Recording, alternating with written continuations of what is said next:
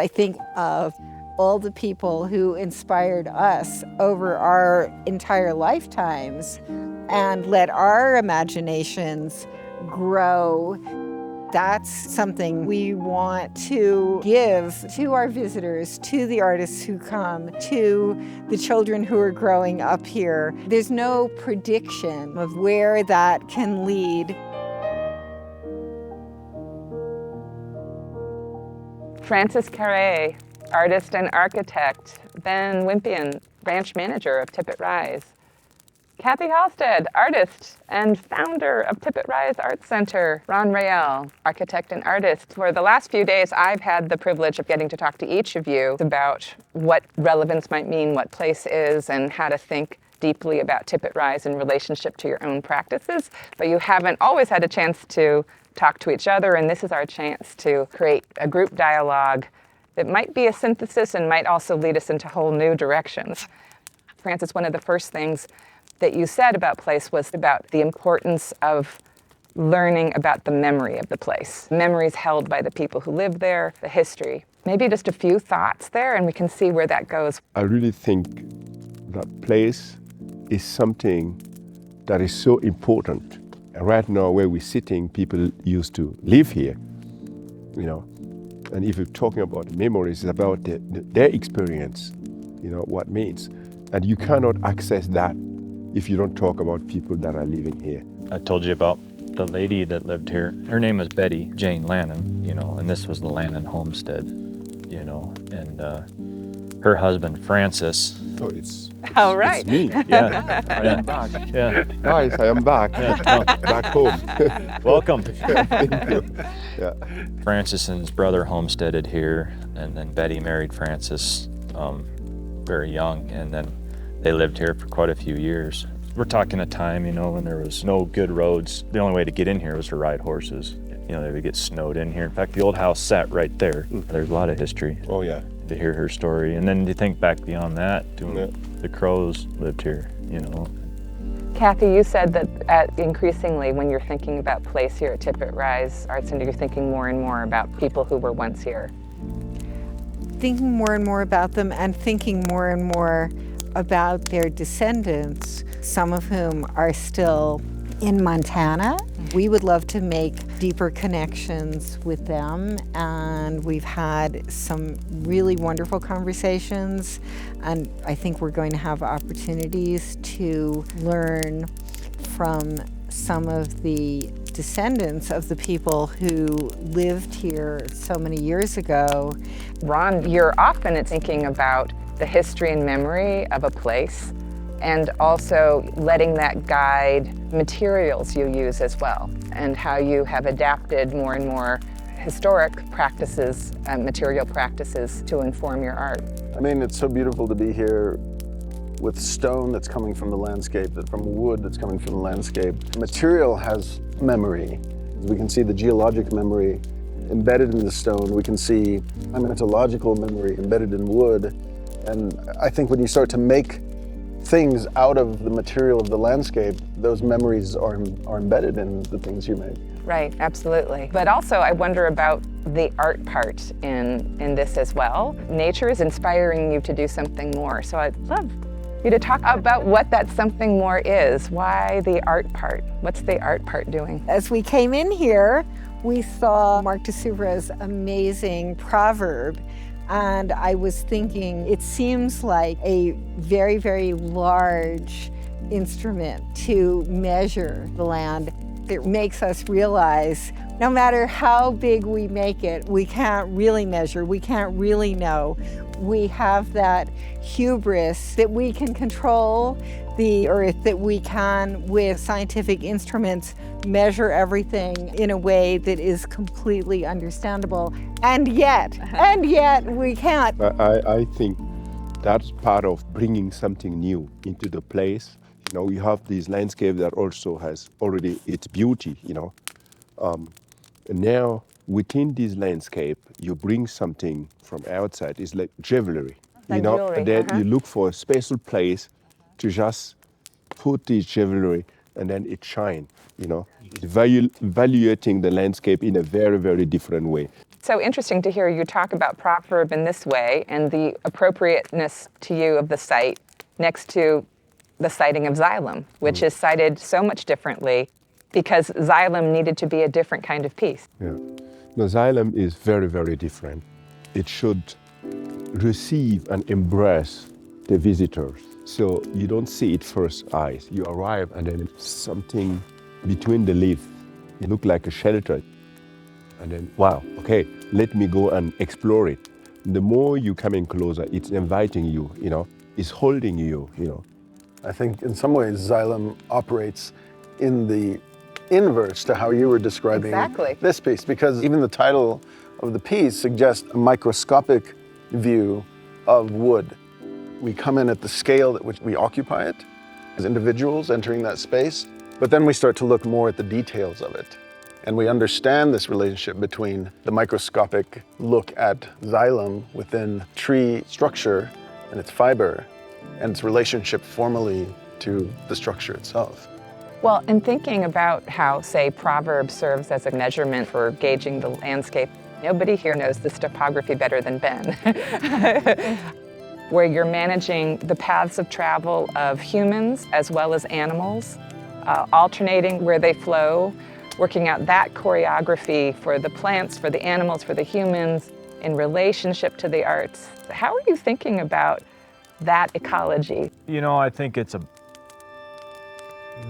people add a different dynamic than any other ranch. I like the sculptures because they bring the people to the land. People need to be in the land. I don't think people need to be in a cubicle all the time. I love seeing families and whatnot up here experiencing it. But, I have to admit, when I first heard an art center, I didn't understand it. Yeah. I love that. I just didn't. Yeah. And I'm actually always trying, just listening to you guys talk, gain deeper understanding of it. I think the art center, we're meant to be here. The art center brings people here. And so we're trying to achieve a healthy landscape that integrates healthy principles and integrates what is meant to be here, like large grazing ungulates. What you're saying is so important. A place without beings is a dead place. Be it human being, the animals being there. Your sculpture, xylem, a lot of our ranch flows right past xylem. Symbolically, it's kind of like the people come in, the water goes out. At the same time, people need wild places. Yeah. I mean, the way I'm wired, Yeah. I need to go somewhere once a year that is just, I might get eaten. You know what I mean? Like, building the road, we increased access to the land. Yeah. How much do we increase access to the land without actually suppressing something people need? I'm still trying to learn what an art center is every day. I like what I see, but how much of good isn't good, Right, and how much you balance these flows. We had the other night a chance to talk to James Florio and Caroline, who reminded us of an amazing essay written by the very great novelist Toni Morrison. If you'll permit me, share it here and see what you have to say back. They straightened out the Mississippi River in places to make room for houses and livable acreage. Occasionally, the river floods these places. Floods is the word they use. But in fact, it is not flooding. It is remembering. Remembering where it used to be. All water has a perfect memory and is forever trying to get back to where it was. Writers are like that. Remembering where we were, that valley we ran through, what the banks were like, the light that was there, and the route back to our original place. It is emotional memory, what the nerves and the skin remember, as well as how it appeared. And a rush of imagination is our flooding. So, what do you all hear in there? I was thinking about it in relationship to the conversation we were having the other night at dinner, Ben, just about grazing. The health of this ranch now versus the state of its health prior. And I think a big part of that is that land like this needs grazing. Animals that were originally grazing this landscape aren't here anymore. And so a careful introduction of animals actually allows the landscape to remember its healthy state and come back. And I was thinking the land, like the grass has remembered. You know, in the other part of our conversation, Ron, we were also talking about fire. You know, we had the Derby fire in 2006, the Trout Creek fire last summer. Those two fires didn't start in the same spot, but where and how they burned onto Tippet Rise was almost a mirror image. I would like to see Tippet Rise get to the point where fire isn't a four-letter bad word, it's something natural. In my short lifetime, I've seen that memory replayed right here. And the thing about fire, if it forgets too long, it can be disastrous. Yes, that's right. Yeah. I mean, it's so great that we talk about those elements, flooding and fire. I was born in the countryside, in a village. Fire was part of that culture. And it became so evident to me, one day I was with German friends. And then there is a certain time of the year where bushfire will appear. The people, we weren't concerned. We didn't care about it. And I saw my German friend being afraid and running, tried to cut the fire, really emotionally. And then I said, look at, people are not moving. The bushfire is needed. Without it, you will not have new fresh grass, new life, whatever. And human attempt to control everything in nature. Wild nature is difficult to control. It has a longer memory than us. It will come back. This seems like a great time to bring out a wonderful poem by Peter Halstead for this season of Relevance of Place. So this poem of Peter's is called Reciprocity. In nature, mimesis mimics the features of its favorite pieces, but en garde, creatures, it knows how to edit, reflecting its view. If you forget it, it forgets you. Yeah. Wonderful. And I think that we have forgotten that the earth was meant to be allowed to be. And so much of what we've added in so many parts of the globe have changed our environment and changed our climate. And some of that forgetting has become very dangerous. And dangerous for the planet, and it's going to fight back by erupting in fires that feel like catastrophes or water flows that feel like floods. Yep. So in this series, each of you threw in a word describing your practice or orientation on the world, and I wonder if you could share it briefly with the group. Francis, can you say a little bit about what transferring means for you? Transferability can mean sharing. It's not to transcend a given geographic place to another one, but the experience, you know. So if we talk in architecture, could have some great ideas that work well in one place. And so in another place, you may learn from that experience and try to create something using the material that is available. Transferability of an idea is not about just digging something and taking it and bring it to a place, but just to learn from that experience to be able to create, in that sense, something that is meaningful to a place, but to people. And to another place. It actually reminds me, Ron, of what you said about transfer of materials and structures. I was connecting that to Ben's question of, what is an art center? And we've just seen a couple of examples of when writing becomes an art form in poetry. And I think in some ways, like the art of cooking is cuisine, the art of building is architecture. I think the art of feeding animals is ranching. An art center is a place that cultivates an elevated sense of any kind of maybe mundane thing that we do on a day-to-day level, but elevates it to the level of art. And so managing a ranch in such a way that's elevated makes ranching become an art form. And I think this is an art center cultivates all. It cultivates poetry, it cultivates music, it cultivates cuisine, it cultivates ranching. Yeah, and it brings all those together. So exactly what you just said. You don't hear ranchers thinking of this like art. Ben, I've heard you use the word symphony to describe too what it means for you to be bringing things together.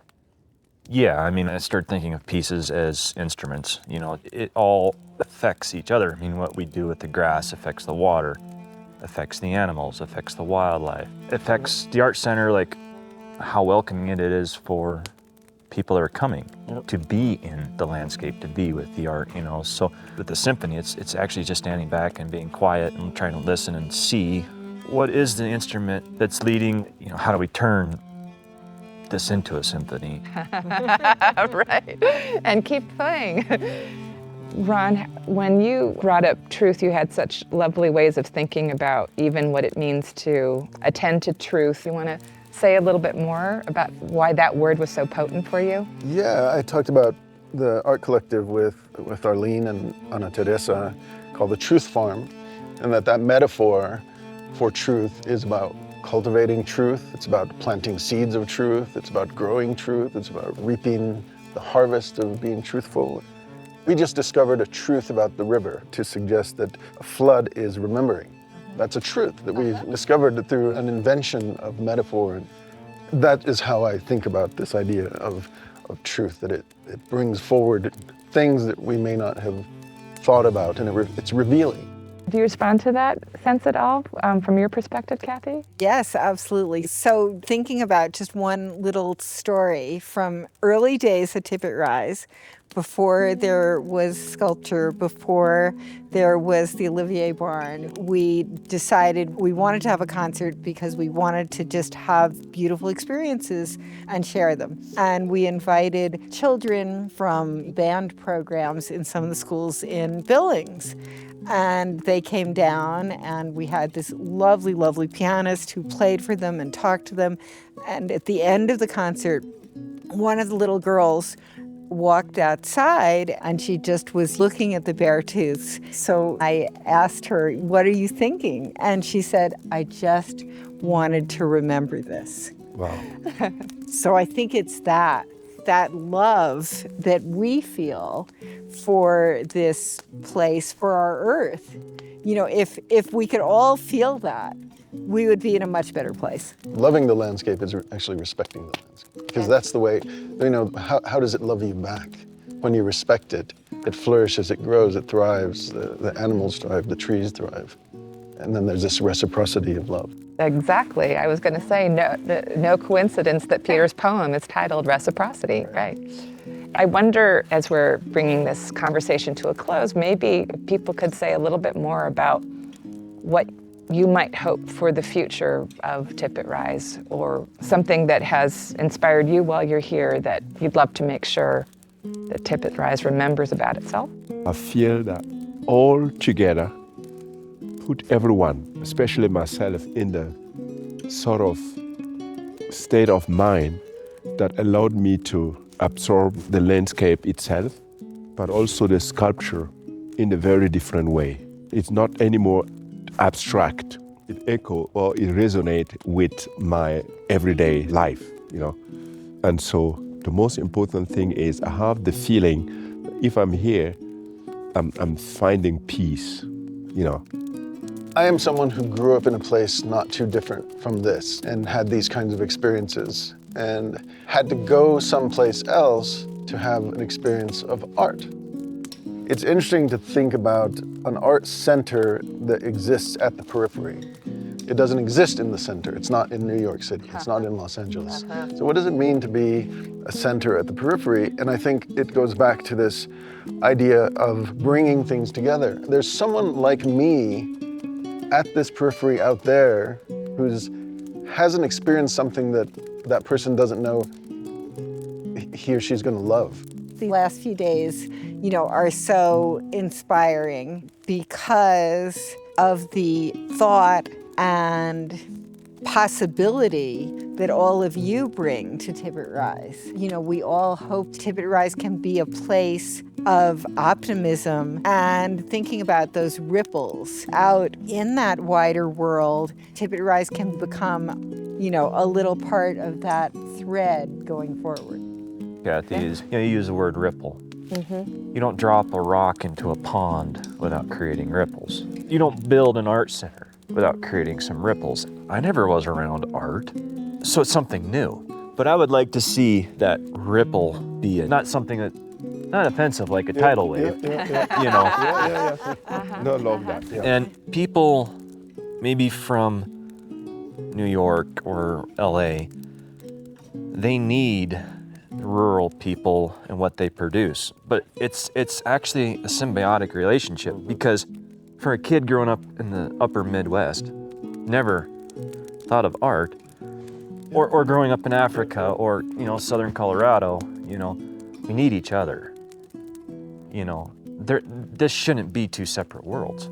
Ben, you said something really interesting. You said, I never grew up with art. We probably all did grow up around art, and we didn't recognize how beautiful it was. That's it. Exactly. That's it. Yeah, and sometimes it takes a place like this to allow us to understand, oh, we live in the most beautiful place. We live in the most artful place. And it takes a place like this for someone who grew up in New York City, who was around sculpture and painting all their lives, to come out and recognize the beauty of a place like this. That is a ripple. That is one of many, many ripples that has happened over the last few days. And also when I think about Cathy and the team deciding to work towards something like Relevance of Place and like the dialogues we're having here, it seemed to me, often from the desire to make sure that Tippet Rise had a forum to meditate on what it is, both to welcome varieties of people and positions and experiences to a place like this, nationally and internationally, and what it meant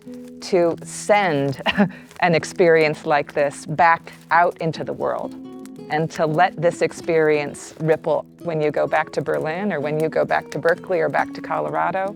So thank you so much, and for carrying forward all of the hopes and values that you've shared with us here. Okay.